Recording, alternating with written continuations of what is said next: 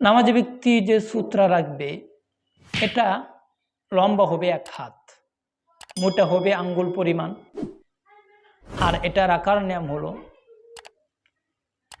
এভাবে না, একবারে সোজা নাক বরাবর রাখা যাবে না।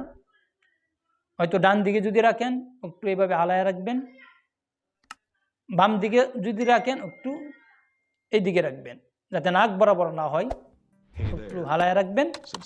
এটাই শরীয়ত সম্মত, এভাবে রাখা যাবে না।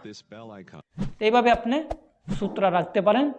তবে সূত্রা এটা যদি কোনো ইমাম নামাজ পড়ে, মুসল্লিদের কিনে নামাজ পড়তেছে, এটা মাঠে হইতে পারে, মসজিদে হতে পারে, তখন এই ক্ষেত্রে ইমামের সম্মুখে সূত্রা দিলেই চলবে।